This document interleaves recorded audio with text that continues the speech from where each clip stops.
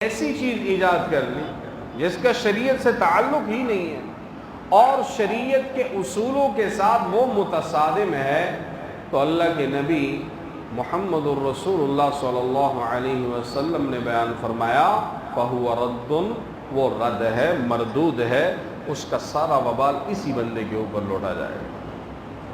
تو عموماً محرم الحرام کے اندر یہی بات پائی جاتی ہے۔ جہاں تک کہ محرم الحرام کا اس کے تبرکات اور اس کے روزوں کا تعلق ہے تو اللہ نے اس مہینے میں امت کو دو باتیں سکھلائی ہیں، ایک ہے روزہ، دوسرا ہے صدقہ۔ اللہ کریم نے بیان فرمایا روزہ رکھ، صدقہ دے۔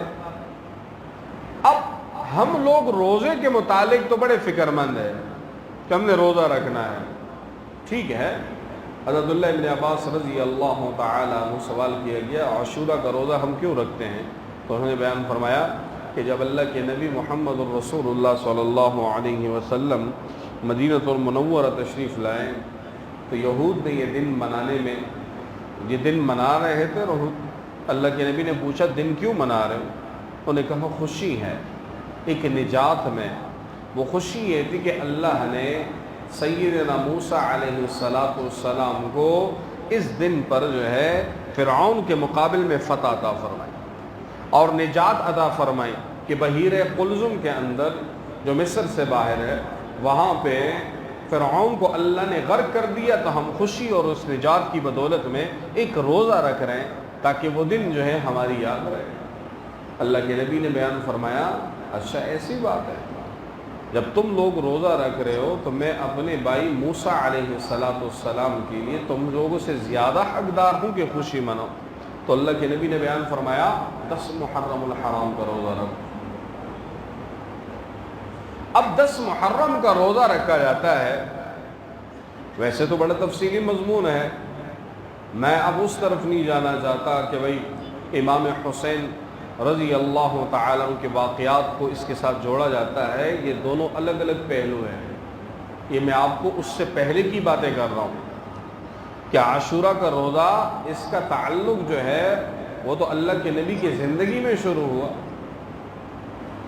تو باہر کے اب روزے کی بڑی اہتمام کے ساتھ جو ہے ہم لوگ اہتمام کرتے ہیں۔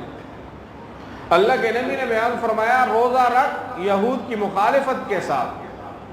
اگر اللہ نے ہمیں، اللہ کے نبی نے بیان فرمایا مجھے زندگی دی، اگرچہ ملی نہیں، پھر ربیع الاول میں وفات پا گئے، تو میں 9 اور 10 کا روزہ رکھوں گا۔ یہ مستحب عمل ہے، علماء نے لکھا ہے 9، 10 یا 10، 11 کا، اصل روزہ 10 کا ہے، 9، 10 یا 10، 11 کا روزہ جو ہے وہ رکھنا جو ہے مستحب ہے، اللہ کے نبی نے رکھا ہے۔ اب اس روزے کے متعلق یاد رکھیں، میں نے بارہا آپ کو یہ مضمون سمجھایا ہے کہ روایات کے ظاہر پہ عمل کر کے اب غلط فہمیوں میں نہ پڑیں۔ اللہ کے نبی نے بیان فرمایا تمہارے 1 سال کے گزشتہ گناہ معاف، تو یاد رکھیں ان جیسی روایات سے مطلب یہ ہوتا ہے اللہ ثواب دیں گے اور گزشتہ صغیرہ گناہ معاف ہوں گے۔ ایسا نہیں ہے ایک بندہ کہے میں رشوت، سود، چال بازی، جال بازی اور ہر قسم کی بدکاری گناہ کبیرہ میں مشغول عمل ہوں، ایک روزہ محرم کا رکھوں گا پچھلے تمام معاف، یہ غلط ہے۔ حدیث کا یہ مطلب نہیں، حدیث کا یہ مفہوم ہے تیرے صغیرہ گناہ معاف ہوں، کبیرہ گناہ بغیر توبہ کے کبھی بھی معاف نہیں ہوتے۔ اس مضمون کو سمجھے آپ دیکھیں ہر جگہ بیان ہوتا ہے 1 سال کے گزشتہ گناہ معاف، اور اللہ کے بندو یہ بھی تو بیان کرو کون سے گناہ معاف ہوں گے۔ ایک بندہ چوری کرتا ہے، عوام کا یا حکومت کا کسی بھی لحاظ سے جو ہے یہ مال لوٹتا ہے، اور پھر یہ بندہ کہیں کہ بس میں نے تو محرم کا روزہ رکھ لیا ہے، بڑا آسان کام ہے، پھر تو ابو جہل بھی مسلمان ہو جاتا، عتبہ اور عقبہ اور شیبہ بھی مسلمان ہو جاتے ہیں، بڑا اچھا دین ہے،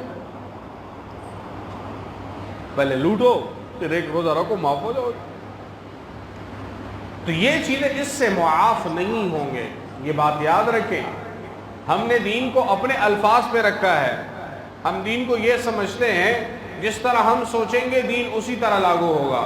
دین کہتا ہے جس طرح میں لاگو ہوں تمہیں اسی طرح سوچنا ہے. تو ایک روزہ ہم ثواب کی نیت سے رکھیں، لیکن اس کا یہ مضمون نہیں کہ ہم اس میں سے افراط اور تفریط کا شکار